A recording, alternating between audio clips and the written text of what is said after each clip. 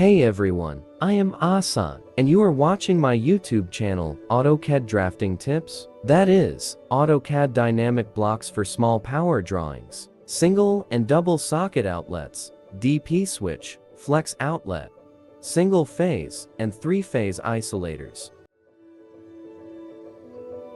I will leave download link in this video description. You can download these blocks from there.